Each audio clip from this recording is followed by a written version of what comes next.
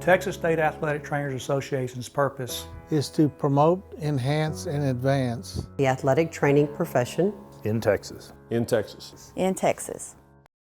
Hi, I'm Al Wilson, athletic trainer at Killeen High School.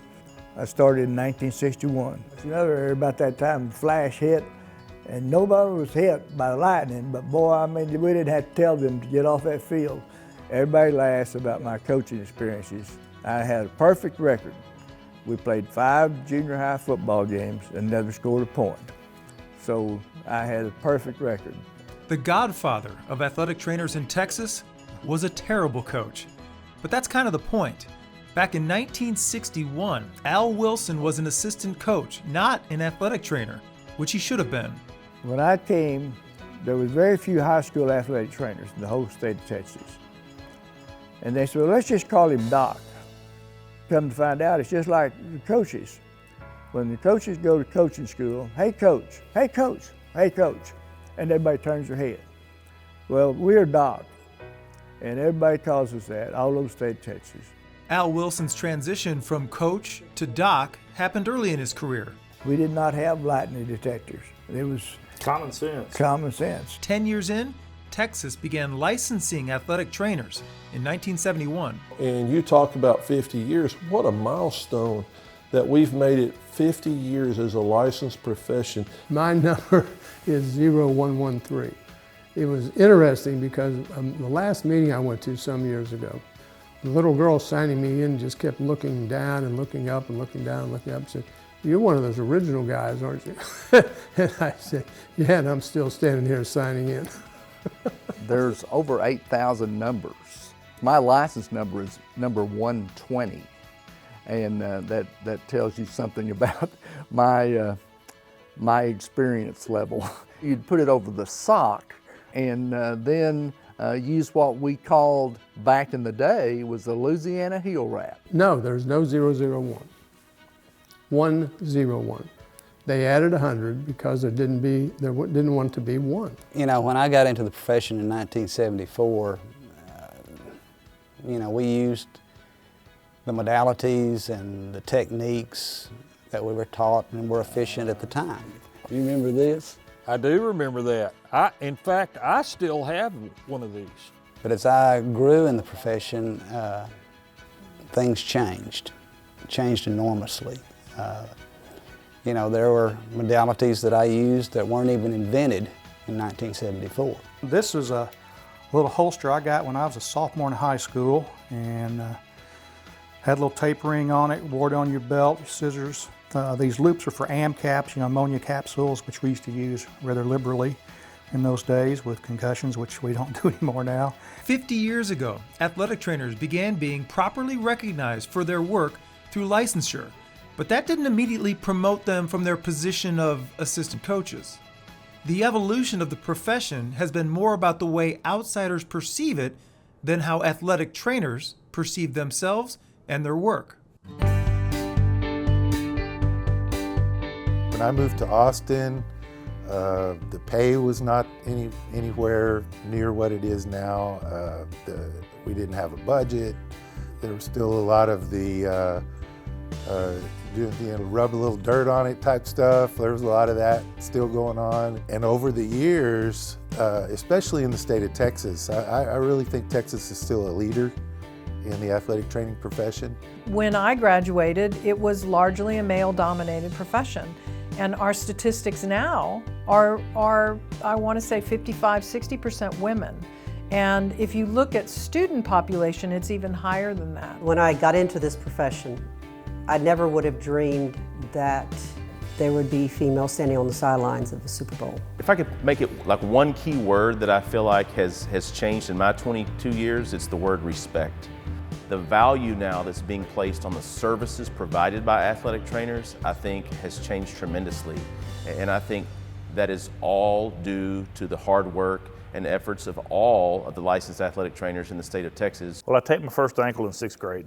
I'll tell a brief story in regards to it. My 2nd grade teacher is the one that got me into it. The teacher was having trouble getting him to read, and she wanted to motivate him.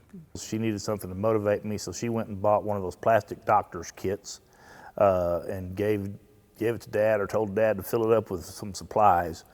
And I put Band-Aids on everybody at recess. You know, that was my first job in 2nd grade. The basic job of an athletic trainer certainly is that one-on-one with the athlete. And we need to never forget that. You know, we can get all this technology and all the fancy machines, but we never need to forget it's that one-on-one with the athlete. You treat that youngster like it was your child, knowing what you know as an athletic trainer.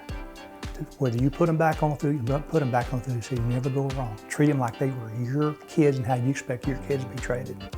And I've never deviated from that. It has been a wonderful journey seeing what has happened in our profession, and Texas has been, in many instances, has been in the forefront of making things happen in our profession, raising the bar. The passion that individual athletic trainers in Texas felt for helping individuals turned into a group effort to help Texas athletes with the formation of the TSATA in 2001. But some of them weren't that good, because if it was going to be the Texas Athletic Trainers Association, you know, we're going to be called TATA.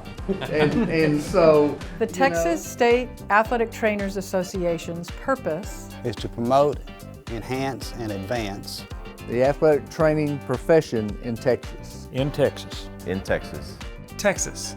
It seems obvious now, but 20 years ago, Texas didn't have its own athletic trainers association.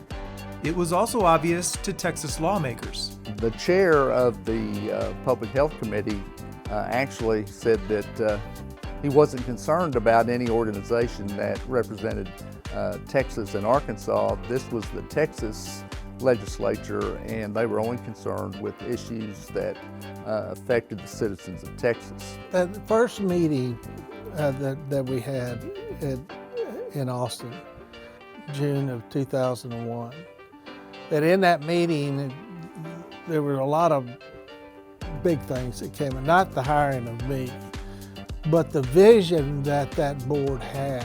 I grew up, my father was a state official here, so I clearly understood the importance of actually going to Austin and meeting with your state representative and your senator. It's become an organization that the licensed athletic trainer in Pecos, Texas, in Lubbock, Texas, and Dallas, and San Angelo can be a member of and have an equal voice in. We had to have a voice for the athletic trainers in the state of Texas that could come to the state legislature and present the areas of need that affected the athletic health care for the citizens of Texas. Since its formation 20 years ago, the TSATA has led the state and sometimes the nation with health and safety initiatives. 2007 was a big year for safety. Thanks to the efforts of the TSATA, the state legislature passed Senate Bills 7 and 82, and both had a significant impact on the safety of student athletes in Texas. The 3 terms that I served, first as a regional rep and then as the chair, we passed 3 very significant legislative. One was Senate Bill 7, which was the AED bill. There had to be an AED at all practices and at games. The greatest accomplishment there is that it's become an expectation, right? And so now schools, fans, the general public, when you walk into a school district facility, the expectation is that there's an AED and there's a sign posted. And what's happened is it's not just one, it's multiple. As an athletic trainer in rural West Texas, and I go to a lot of 6-man games. Some of the schools that I've covered, the school is the only building in that community.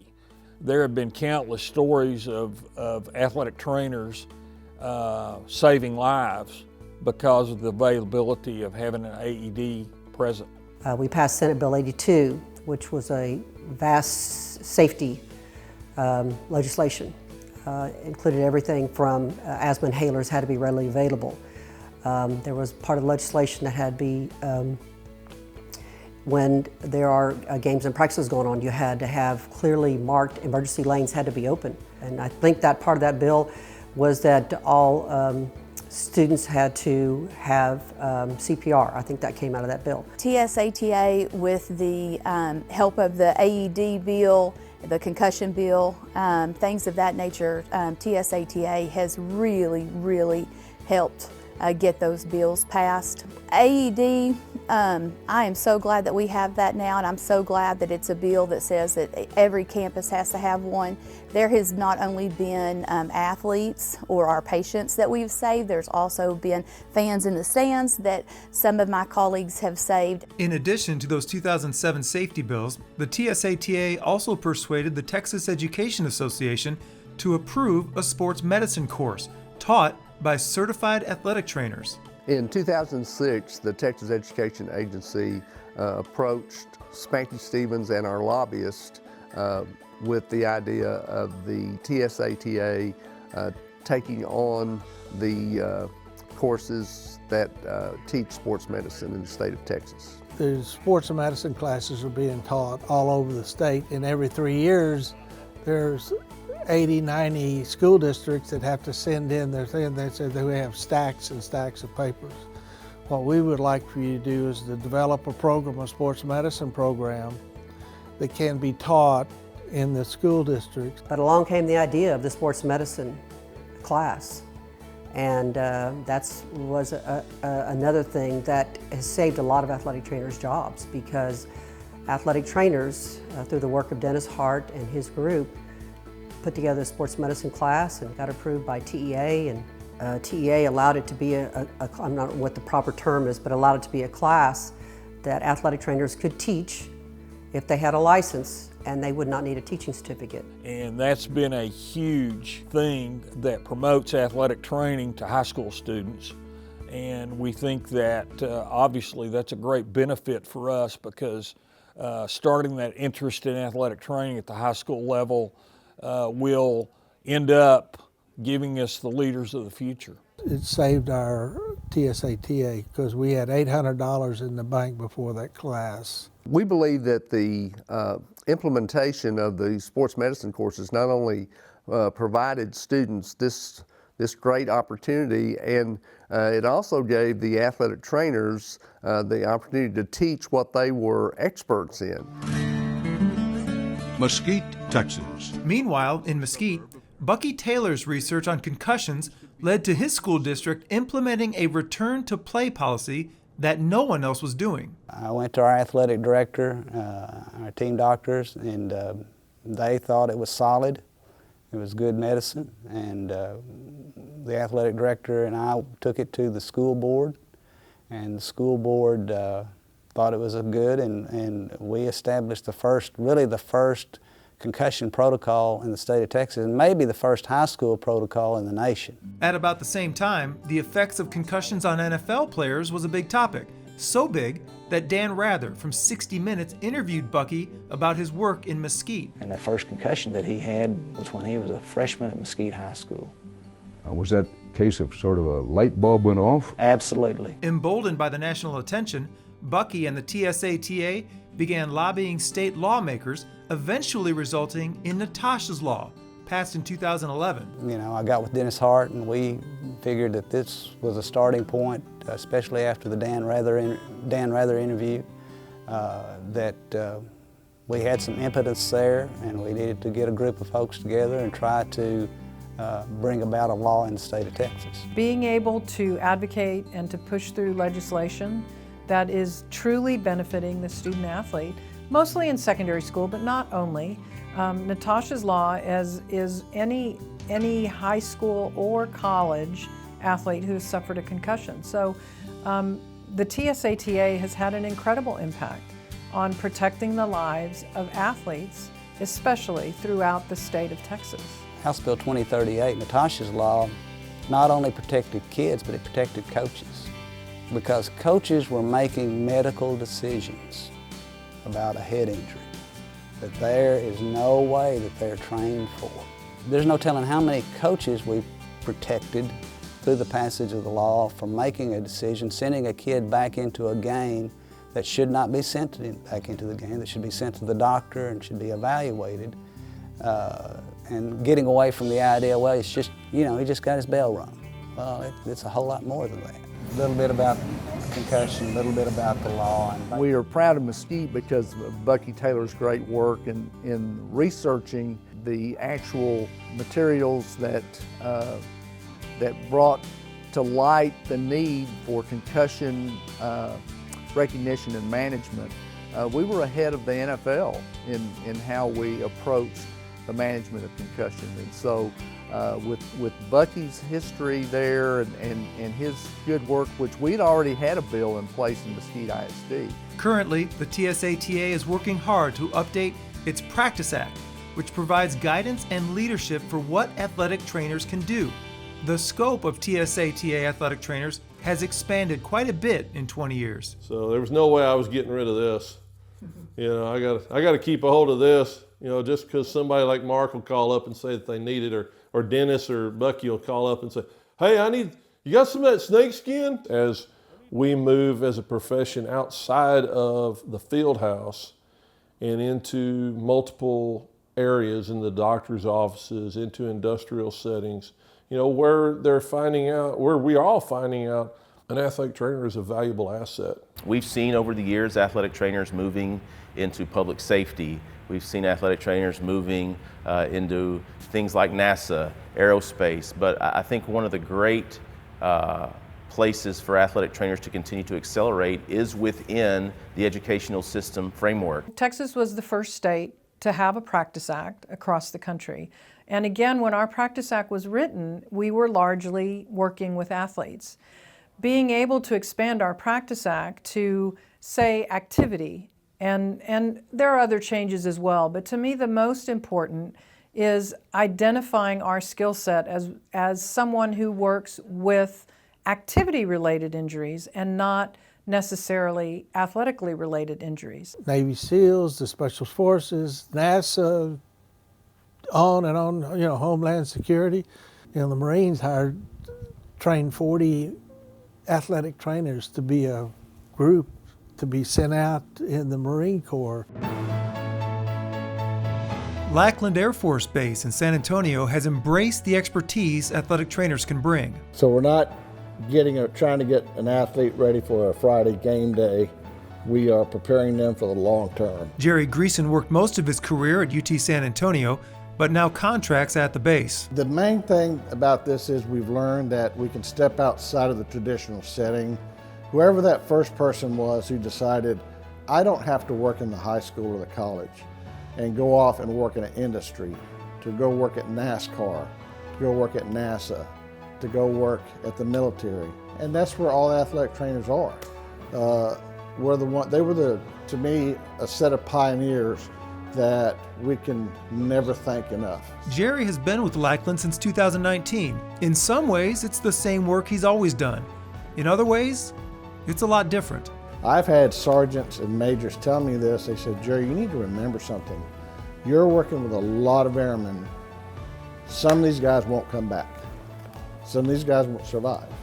It just reminded me that, golly, we're really doing something big here.